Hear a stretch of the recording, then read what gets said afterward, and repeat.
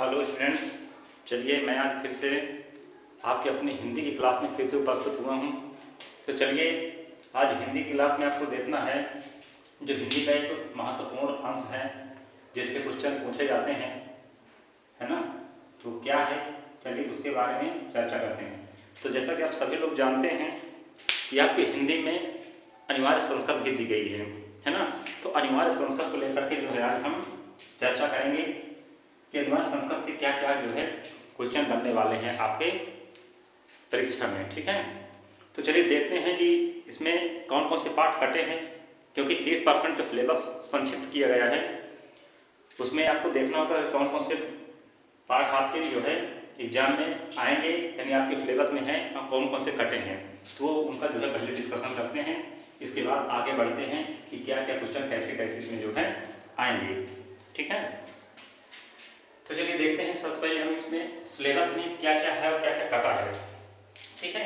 तो इसमें दो ही पार्ट कटे हैं संस्कृत से आपके जो संक्षिप्त किए गए हैं, क्योंकि कम मात्रा में कटे हैं इसको हम बता दें जो लेस किए गए हैं, यानी 30% संक्षिप्त सिलेबस,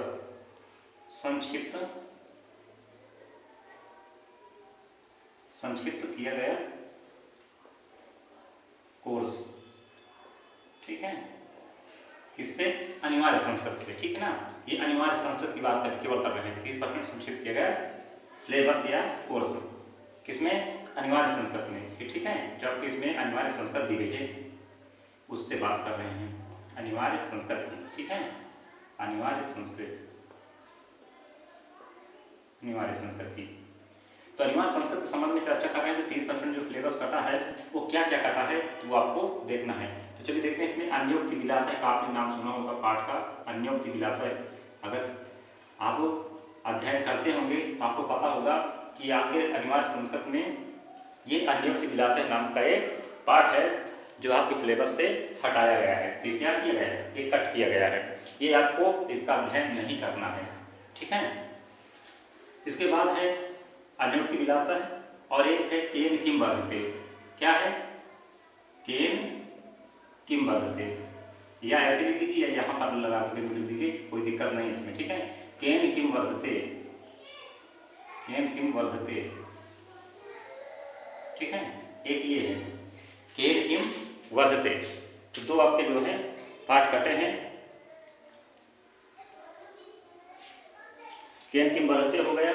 ये दो पार्ट जो है आपके सिलेबस से हटे हैं, ठीक है। इसको दिया करके लगा दीजिए। तो दो पार्ट जो है आपके नहीं है, अब बाकी शेष जो है वो है। और शेष आप जानते हैं कि कौन कौन से हैं, ठीक है। उन्हें बताने की आवश्यकता नहीं है मुझे। जैसे सबसे पहला पार्ट जो है आपका कौन सा है? वाराणसी है। कौन सा? वाराणसी का है। दूसरा पार्ट क्या है? अन्योक्ति विलासय था। तो अन्योक्ति विलासय क्या कटा है ना। दूसरा पार्ट क्या है? पार्ट तो हम देख लें थोड़ा सा कौन कौन से पार्ट कटे हैं। हाँ चलिए, अन्योक्ति विलासय कटा है और वीर वीरेण पूज्यते ये है। इसके बाद है प्रबुद्धो ग्रामीण। तो देखिए कटा जो है उसको देखते रहिए। अन्योक्ति विलासय दूसरा पार्ट है और केन किम वर्धते ये आपका 6वां पार्ट है। क्यों दूसरा और 6वां पार्ट कटे हैं, बाकी सब हैं, ठीक है। टोटल 9 पार्ट हैं। तो 9 पार्टों में से 2 कटे हैं, शेष कितने बचे? तो आपके 7 बचे। तो 7 पाठों का आपको अध्ययन करना होगा। तो 7 में से कौन कौन से 7 हैं तो आप जान लीजिए पहले। तो जो 7 हैं वो है आपको वाराणसी, ठीक है। लिख दें क्या कौन कौन से पाठ हैं इसमें? चलिए हम इसमें दर्शाई दे रहे हैं। ये तो आपके हो गए कटे वाले, ठीक है। तो इसको नोट कर लीजिएगा कौन कौन से कटे हैं। अभी हम यहाँ बात करते हैं जो आपके सिलेबस में है, जो सिलेबस में है ना, जो सिलेबस में है, जो सिलेबस में है, ठीक है। तो क्या क्या है? तो सबसे पहले वाराणसी है, वाराणसी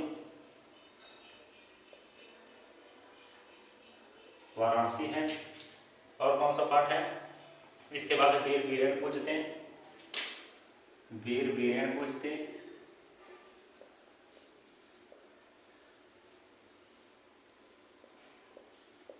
इनका अध्ययन करना है आपको जो सिलेबस में है, ठीक है। ये हैं और ये नहीं है, ठीक है। ये वाले नहीं है, मैंने इसलिए इनको काट लगा दिया, ठीक है ना, क्रॉस क्वेश्चन लगा दिया है। वीर विजय पूछते। और कौन सा है? प्रबुद्धो ग्रामीण। कौन सा है? प्रबुद्धो ग्रामीण। प्रबुद्धो ग्रामीण, ये आपके सिलेबस में है, इनका आपको अध्ययन करना है। इनसे जो क्वेश्चन बनेंगे उनको मैं जरूर कराऊंगा यहाँ पे, ठीक है। इसके बाद आपको जो है पढ़ना है, तो मैंने बता दिया था कि आपको खंड काव्य पढ़ना है, ठीक है ना। तो खंड काव्य आपको जो है अपनी विद्या क्वेश्चन से याद कर लेना है। उसमें 7 शब्द होंगे और सब उसमें सुभाष चंद्र बोस का जो है चरित्र आपको पढ़ना है, क्योंकि आपके जो जिले में चलता है वो है जय सुभाष का खंड काव्य, ठीक है ना। आपको दूसरा खंड काव्य का अध्ययन करना नहीं है, क्योंकि ऑप्शन में बहुत सारे दिए रहते हैं। तो आपको केवल, क्योंकि आपका चित्रकूट जिला है, जो इनके यानी जो बच्चे चित्रकूट जिला से संबंध रखते हैं बांदा चित्रकूट से, उनको जय सुभाष खंड काव्य का अध्ययन करना है और उससे संबंधित तैयारी भी करना है, ठीक है। हाँ, और किसी खंड काव्य की तैयारी नहीं करके जाना है, वो आप लोगों के लिए है। बांदा और चित्रकूट वालों के लिए विशेष ध्यान रहे, ठीक है ना। और जो इंटर वाले हैं उनको श्रवण कुमार तैयार करना है, ठीक। तो इसमें कंफ्यूज मत होना। ये हो गया प्रबुद्धो ग्रामीण। आगे देशभक्त चंद्रशेखर हो गया। देशभक्त चंद्रशेखर,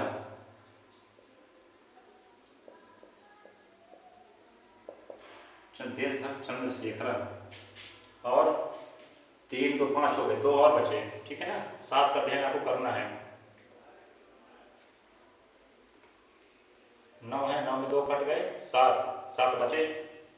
वाराणसी हो गया, 1 2 3 4 हो गए। 5वां, इसका 1 का अध्ययन करना, 2 का नहीं करना, 3 का करना है, 4 का करना है, 5 का करना है, 6 का आपको अध्ययन करना नहीं, 6 कटा है।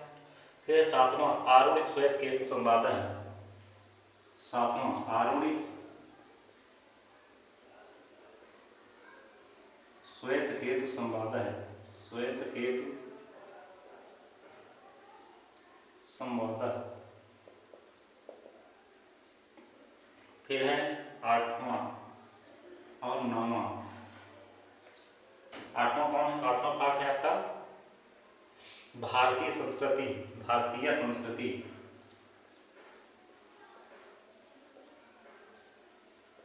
भारतीय संस्कृति। और फिर अगला लास्ट है, वो है जीवन सूत्राणी।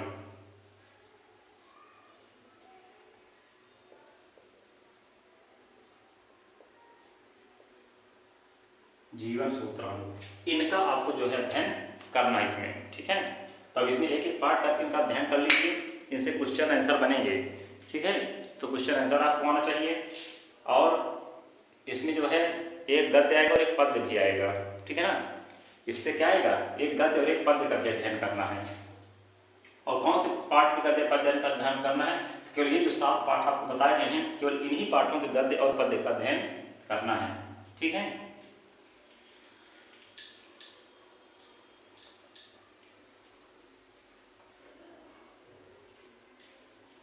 तो चलिए अब देखते हैं। सबसे पहले वाराणसी। वाराणसी से आपको कुछ क्वेश्चन ऐसा नोट कर लेना। वैसे तो आपके विद्या क्वेश्चन में दिए ही रहते हैं, पर मैं चाहता हूँ कि जो हमारे चैनल से पढ़ते हैं उनको कुछ न कुछ प्रॉफिट अवश्य मिले, ठीक है ना। चलिए मैं इसको भी रेज कर रहा हूँ।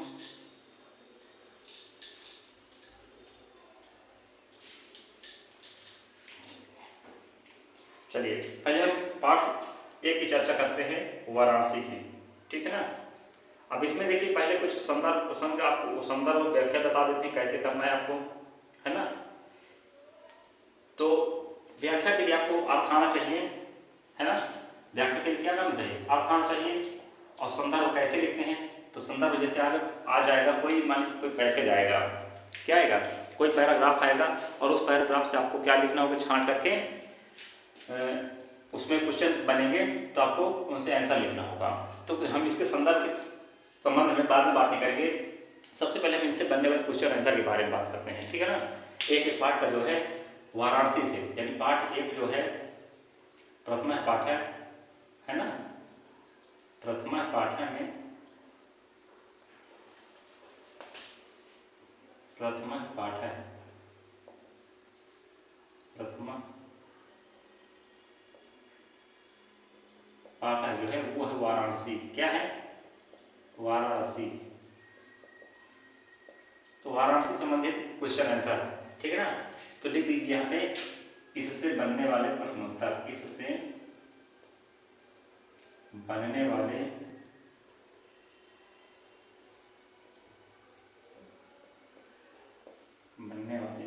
प्रश्नोत्तर। इससे बने वाले प्रश्नोत्तरों का अध्ययन करना है आपको। चलिए, जैसे क्वेश्चन बनते हैं, जो अधिक क्वेश्चन पूछे जाते हैं वो कौन कौन से क्वेश्चन उनको देखते हैं, ठीक है।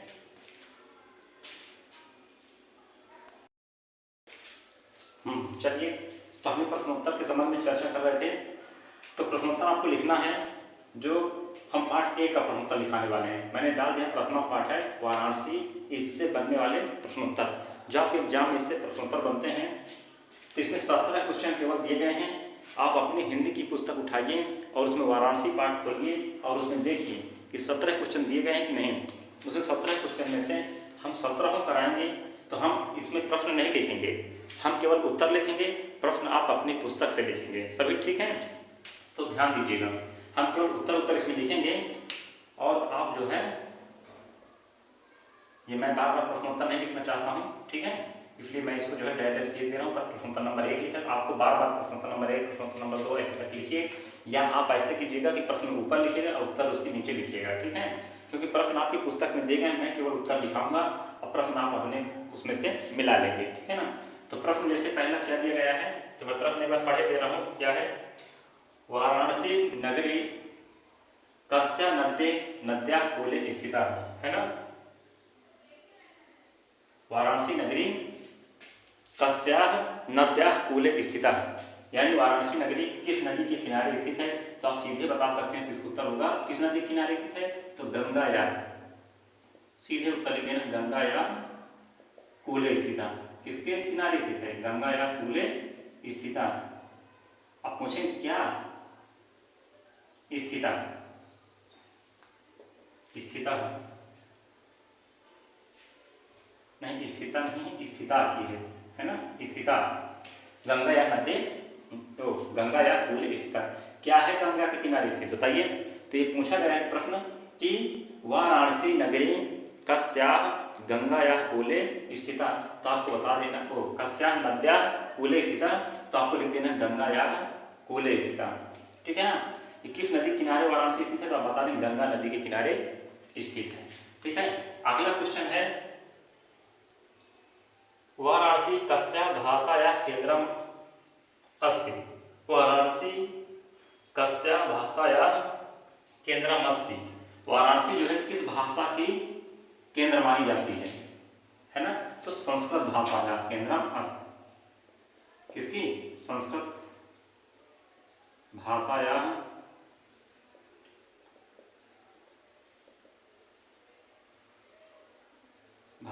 केंद्रम, संस्कृत भाषाया केंद्रम अस्ति। ये मैं उत्तर लिखा रहा हूं, आपको प्रश्न उसमें लिखना है, ठीक है ना। तीसरा है, यहाँ पर आगे लिख सकते हो, वाराणसी लिख सकते हैं ना, वाराणसी गंगा या कूले स्थित, क्योंकि पूछा गया क्वेश्चन कि वाराणसी किस नदी किनारे स्थित है, ठीक है। तो मैं बाकी बोल रहा हूँ, आप सिस्टम से अपना अपने नोट्स बनाइएगा, ठीक है ना। संस्कृत भाषा या केंद्र स्थित अस्थि या स्थिता है, ठीक है ना। संस्कृत भाषा की केंद्र स्थली कौन मानी जाती है? वाराणसी ही मानी जाती है, ठीक। तो दूसरे का आंसर हो जाए। तीसरा क्वेश्चन क्या है? तो तीसरा क्वेश्चन कह रहा है कि कुत मरणम मंगलम भवति। तो सीधे आप लिख देंगे काशी मरणम मंगलम भवति, काशी मरणम मंगलम भवति, ठीक है।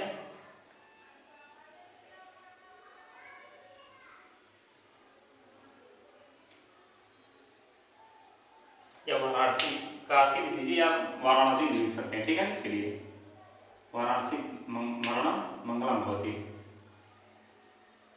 काशी वाराणसी एक ही चीज है, ठीक है। वाराणसी या काशी आप लिख सकते हैं इसमें, काशी मरणम मंगलम भवति।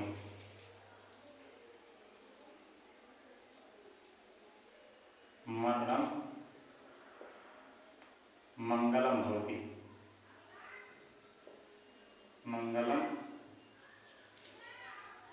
भवति।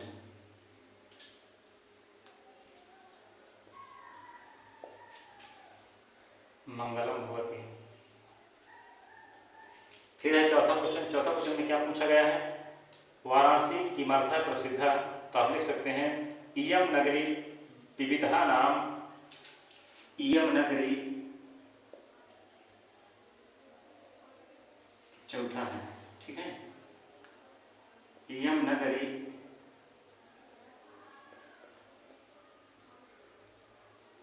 विविधा नाम, विविधा नाम,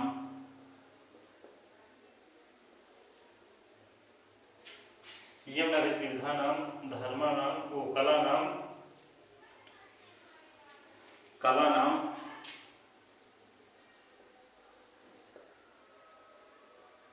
शिल्पानांच,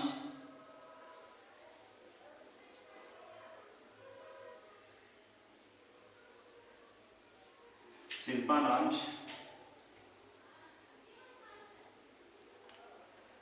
कृते लोके विस्मृता, कृते लोके, कृते लोके विस्मृता, ठीक है। ये चौथे का उत्तर हो गया। चौथे में दो क्वेश्चन दिए गए हैं, दोनों का उत्तर एक ही होगा, ठीक है ना। अथवा में दो क्वेश्चन दिए गए हैं क्योंकि दोनों का उत्तर सेम ही होगा। अब है पांचवा। पांचवा का प्रश्न क्या कहा है? पांचवा में वाराणसी कस्या केंद्रम स्थली अस्ति। तो इसको आप फिर से संस्कृत भाषायाम लिख दीजिए, यही वाला माना जाएगा, केंद्रम अस्ति, ठीक है ना। यही क्वेश्चन आप इसमें फिर से दोहरा दीजिए, दूसरा नंबर वाला, ठीक है। हम यहाँ लिख देते हैं उपरोक्त नंबर 2। क्या लिख देते हैं? उपरोक्त नंबर 2, ये वाला, यानी ये आंसर होगा। ये हम लिखे दे रहे हैं, कोई कंफ्यूज न हो जाए, बहुत सारे बच्चे हैं जो दिमाग नहीं लगा पाते सही से ना। तो चलिए देखते हैं, आप इसी को बात लिख देना कि इसी को लिख दें आप, ठीक है ना, उपरोक्त। तो हम लिख दे रहे हैं संस्कृत भाषाया केंद्रम स्थली अस्ति, संस्कृत भाषाया केंद्रम स्थली अस्ति, केंद्रम स्थली अस्ति। अब है छठवां नंबर। छठवां नंबर क्वेश्चन देखिए क्या कह रहा है।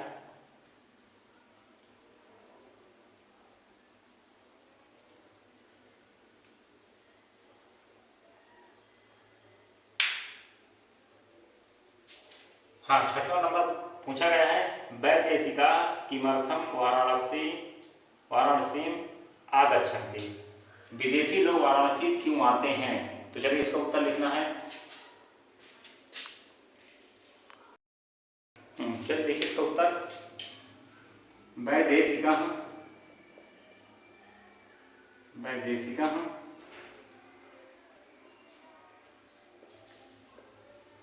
वैदेशिका गीर्वाण वाण्य, गीर्वाण वाण्य, गीर्वाण वाण्य अध्ययनाय, अध्ययनाय अत्र गच्छन्ति, अत्र गच्छन्ति।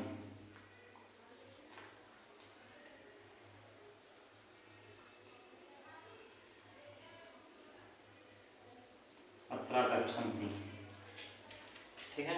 गीर्वाण वाण्य अध्ययनाय अत्र गच्छन्ति।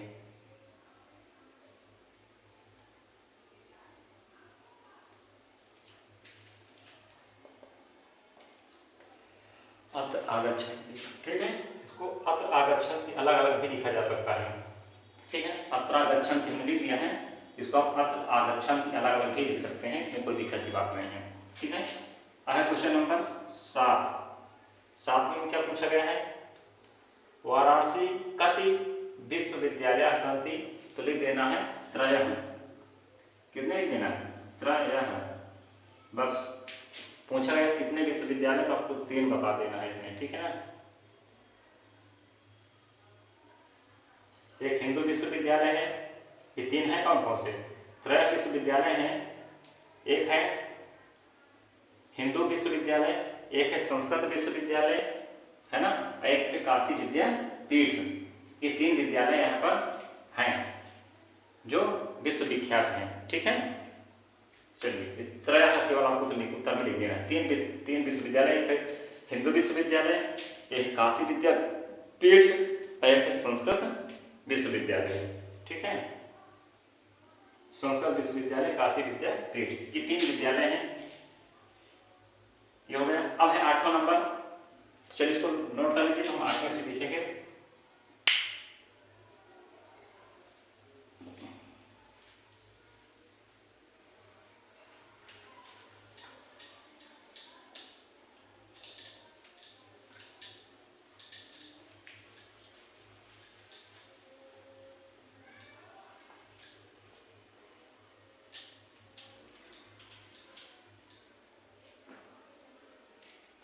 अब है 8वां नंबर। 8वां क्वेश्चन क्या पूछा गया आपसे?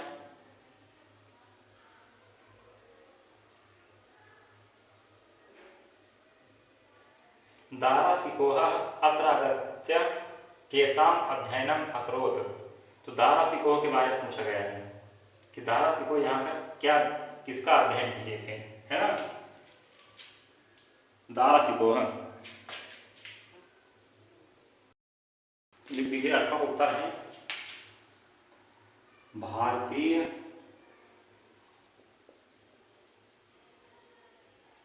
दर्शन शास्त्राणाम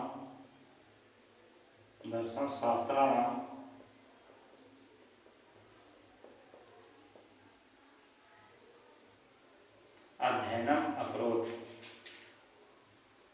अध्ययनम अकरोत्।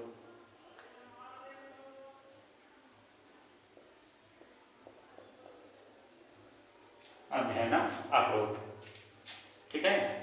यानी दारासिकोह आकर यहाँ पर किस सब्जेक्ट का अध्ययन किया था, तो आप सीधे बताएंगे कि भारतीय दर्शन शास्त्र अध्ययन किया था, ठीक। कौन? दारासिकोह ने। अब है 9 नंबर। 9 नंबर क्वेश्चन क्या है?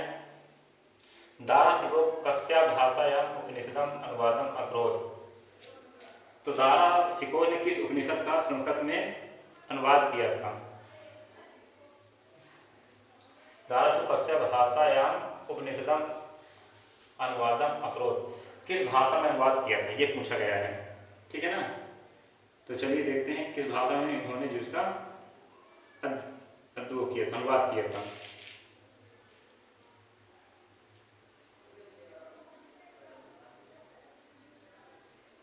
तो उत्तर लिख देना है फारसी भाषायाम, ठीक है। फारसी भाषायाम, फारसी भाषायाम, ठीक है, भाषायाम।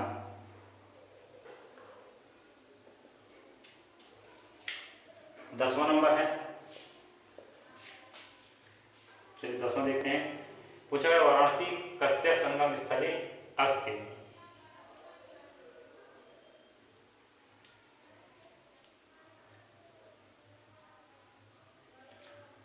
उत्तर लिखिए इसका।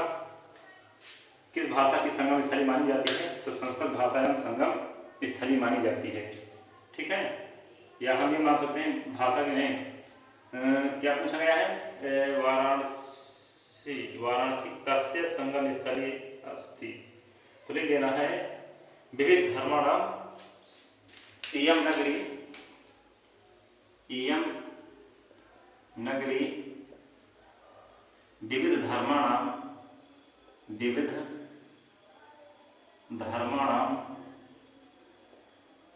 विविध धर्माणाम संगम स्थली, संगम स्थली। ये विविध धर्मों की संगम स्थली मानी जाती है। वाराणसी क्या मानी जाती है? विविध धर्मों की संगम स्थली मानी जाती है।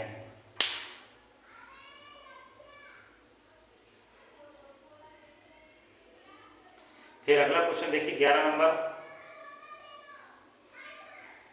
वाराणस्याः कानि वस्तूनि प्रसिद्धानि सन्ति। वाराणसी की कौन सी वस्तुएं प्रसिद्ध हैं? तो यहाँ की कौशेय शाटिका, उत्तर लिख लीजिए। 11वें का उत्तर हो जाएगा कौशेय शाटिका। ठीक है, उत्तर हो जाएगा इसका कौशेय शाटिका। कौशेय शाटिका।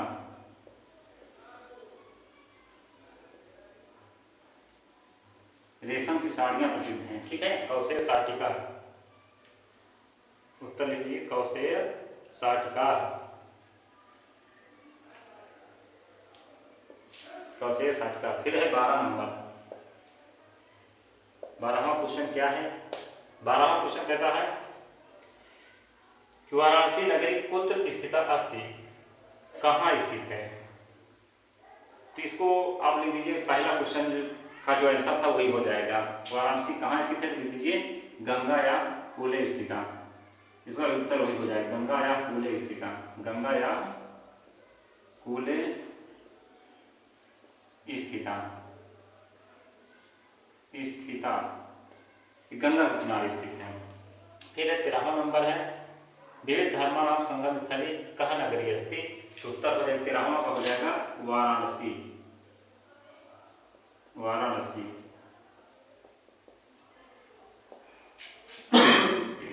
देखिए अगला 14 नंबर,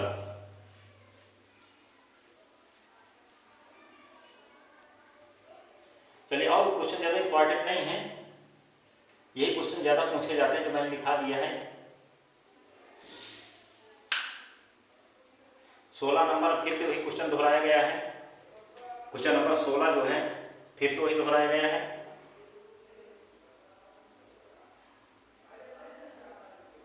और एक क्वेश्चन पूछा है 15 नंबर में कि 15 नंबर आपको करना हो, कर लीजिए।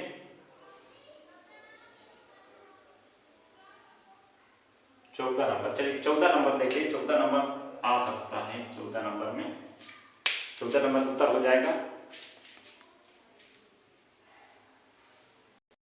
चलिए ये देख लीजिए, इसका उत्तर हो जाएगा 14 नंबर का अस्या घट्टानाथ शोभा विलोक पर्यटका बहुप्रशंसन्ति। ठीक है, तो इसका क्वेश्चन क्या था? तो क्वेश्चन 14 नंबर था, वो आप अपनी पुस्तक से देखेंगे। कस्या शोभाम विलोक, कस्या शोभाम विलोक्य पर्यटका बहुप्रशंसन्ति। ठीक है, तो उसी का ये उत्तर है। 15 नंबर का क्वेश्चन फिर दोहराया गया है। तो 15 नंबर क्वेश्चन क्या है? संपूर्णानंद संस्कृत विश्वविद्यालय कस्याम नगर्या विद्यते। तो इसको लिख दीजिए 15 नंबर हो जाएगा वाराणसी नगरी। वाराणसी नगरी, इसका उत्तर हो जाएगा वाराणसी नगर्या। ठीक है, नगर्या लिख दीजिए या नगरी लिख दीजिए, कोई दिक्कत नहीं, वाराणसी नगर्या। ठीक है, और 16 नंबर और 17 नंबर क्वेश्चन ये दोनों रिपीट हुए हैं। जैसे वाराणसी नगरी के शाम संगम स्थली नास्ती, तब बता सकते हैं कि किस भाषा की संगम स्थली मानी जाती है। ठीक है, रिपीट आगे हम जो है पीछे बता चुके हैं इसको, विविध धर्माणाम संगम स्थली। ये आपका 16वें का उत्तर हो जाएगा। ठीक है, जो 10वें नंबर में उत्तर लिखा गया है ये 16वें का उत्तर मैच करेगा। इसमें हम लिख सकते हैं कि 10वें का भी है और ये 16वें का भी है। किसका भी है? ये 16वें नंबर का भी उत्तर ये यही है। ठीक, 17वां नंबर में क्या पूछा गया है? वैदेशिक पर्यटका कस्या शोभाम अवलोक्य वाराणसी बहुप्रशंसन्ति। ये अभी लिखा गया है, अभी दिखाया गया है ये वाला। ये 17 नंबर का उत्तर हो जाएगा। ये 16 में आ जाएगा, 17 में आ जाएगा, यानी ये रिपीट हुए क्वेश्चन। ठीक है, हाँ देखो मैं मिटा दे रहा हूँ, इनको आप लिख लेंगे। 16 और 17 के उत्तर यही दोनों हैं। ठीक, वीडियो आप बैक करके देख लीजिएगा। आज आपका पार्ट 1 यहाँ से खत्म होता है। ठीक है, तो मिलते हैं नेक्स्ट वीडियो में, तब तक आप इसको नोट कर लीजिए।